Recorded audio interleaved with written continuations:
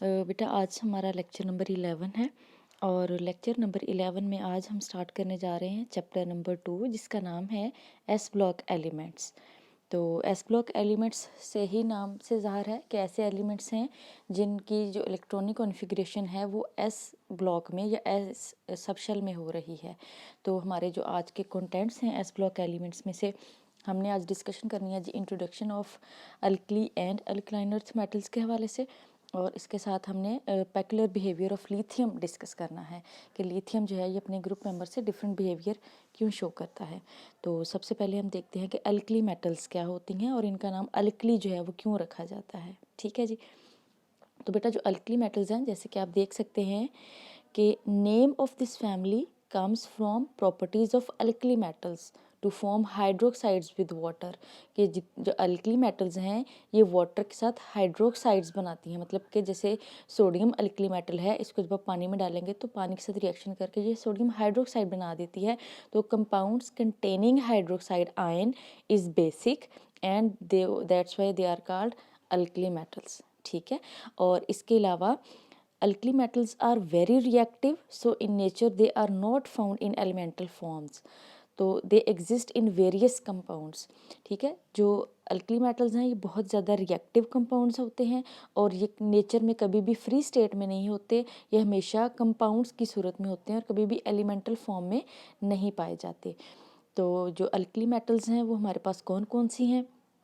Modern periodic table के मुताबिक हम देख सकते हैं कि जो अल्कली मेटल्स हैं वो है जी हमारे पास लिथियम है, ये सोडियम है, पोटाशियम है, इसका नाम रुबिडियम है, ये सीजियम है और ये फ्रांसियम है। और फ्रांसियम है ये एक रेडियो एक्टिव एलिमेंट है। रेडियो एक्टिव एलिमेंट का मतलब होता है ऐसा एलिमेंट जो कि अपने अंदर से रेडिएशंस खारिज करता रहता है पड़ा। और वैसे भी जो फ्रांसियम है ये रेयर एलिमेंट होता है, बहुत ही कम पाया जाता है। ठीक है। तो ये देखें अगेन से इसकी डेफिनेशन क्या है। These elements are called so because they form strongly alkaline oxides and hydroxides। तो इनको अल्कली इसलिए कहा जाता है क्योंकि ये वाटर के साथ ऑक्साइड्स और हाइड्रोक्साइड्स बनाते हैं। ठीक है। इसके अलावा अगर आप पीरियोडिक टेबल में ट्रेंड देखते हैं तो उसमें आप देख सकते हैं कि ये देखें lithium, sodium, potassium, rubidium, caesium, francium है। और यहाँ पे आप देख सकते हैं कि यहाँ के आपके पास इनके एटॉमिक नंबर्स जो भी मेंशन किए गए हैं। लिथियम जो है इसका एटॉमिक नंबर 3 है, सोडियम का 11, पोटाशियम का 19, रुबिडियम का 37 है और सीजियम का 55 है और फ्रांसियम का 87 है। ठीक है जी। तो इसके बाद हम बात करते हैं इनकी अक्रंस के हवाले से कि ये कहाँ कहाँ पाई जाती हैं। तो बेटा जो अल्कली मेटल्स हैं ये नेचर में कंपाउंड्स की सूरत में मौजूद होती हैं। एक्टिव होने की वजह से फ्री तो होती नहीं है फ्री फॉर्म में, इसलिए हमेशा ये कंपाउंड्स की सूरत में पाई जाती हैं। तो इसके कंपाउंड में जो सबसे ज़्यादा इसकी अल्कली मेटल मौजूद है वो है जी sodium.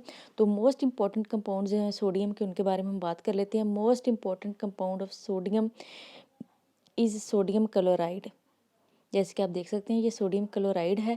Important sodium sources are Chile saltpetre. ये सोडियम के कुछ ओर्स हैं जिनके नाम और फार्मूलाज आपको याद होने चाहिए। इसको चिली सॉल्ट पीटर कहते हैं। सोडियम नाइट्रेट फार्मूला है, वॉशिंग सोडा है, सोडियम कार्बोनेट, बेकिंग सोडा है, सोडियम बाइकार्बोनेट फार्मूला है। The most important sodium minerals are cryolite Na3 AlF6, borax है जी बहुत इंपॉर्टेंट इसका mineral, borax Na2B4O7.10 water molecule, और सोडियम सल्फेट है।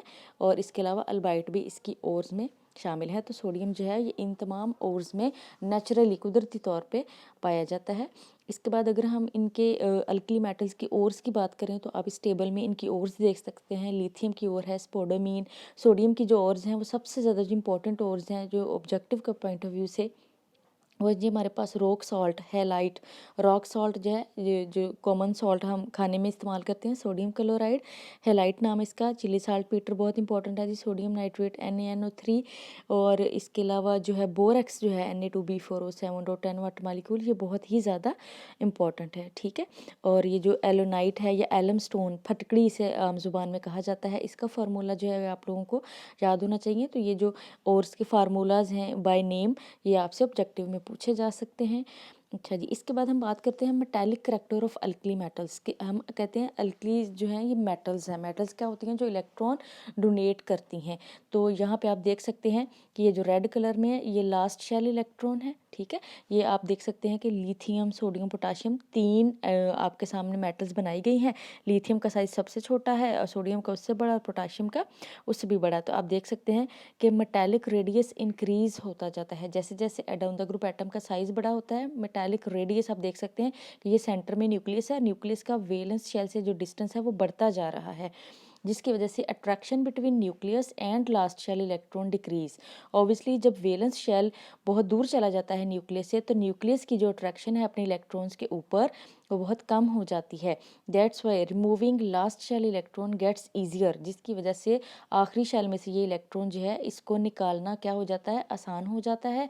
देन मेटालिक करेक्टरिस्टिक्स इंक्रीजेज, जिसकी वजह से एलिमेंट्स का मेटालिक बिहेवियर इंक्रीज करता है। यही हम कहते हैं पीरियोडिक ट्रेंड में कि ग्रुप में हमेशा जो मेटल्स हैं metallic character down the group increase करता जाता है, ठीक है।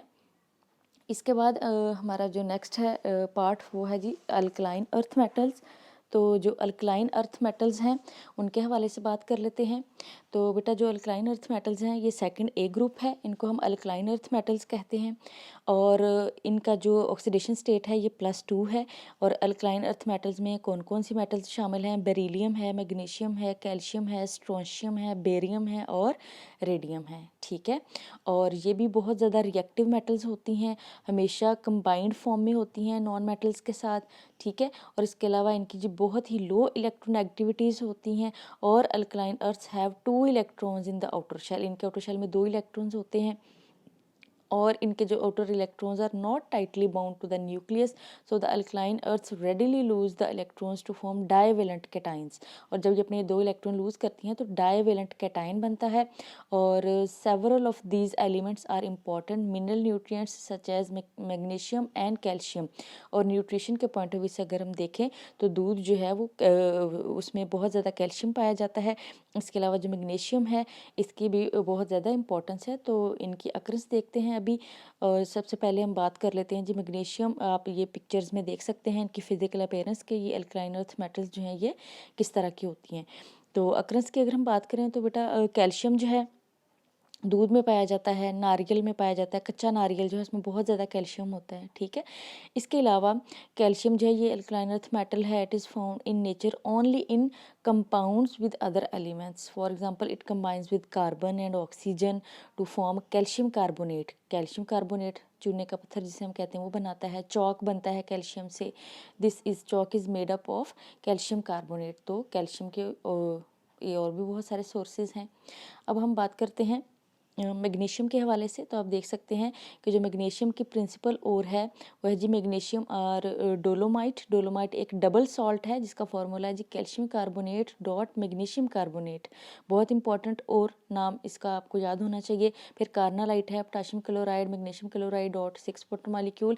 और इसके बाद जो एप्सम सॉल्ट है ये most important alkaline earth metal की ओर है, magnesium sulphate dot 7 water molecule which is found in mineral water. तो इस ये टेबुलर फॉर्म में भी आपके सामने मौजूद हैं अल्कलाइन अर्थ मेटल्स की ओर्स। इनमें जो ऑब्जेक्टिव पॉइंट ऑफ व्यू से बहुत ज़्यादा इंपॉर्टेंट है उनमें आपने याद कर लेना है जी मैग्नीसाइट है, डोलोमाइट है, एप्सम सॉल्ट मोस्ट इम्पॉर्टेंट है। और इसके अलावा एस्बेस्टॉस है, सोपस्टोन है, ये हम चैप्टर नंबर 3 में भी पढ़ते हैं दोबारा से। कैल्शियम है, कैल्शियम की ओर्स में से आपके पास लाइमस्टोन है, कैल्शियम कार्बोनेट, ठीक है। और जिप्सम है इसमें बहुत ज़्यादा important, calcium sulphate dot 2 water molecule. तो इनके फार्मूलाज जो है इनके नेम के साथ आपने याद रखना है और किस एलिमेंट की ओर है ये भी आपने याद रखना है।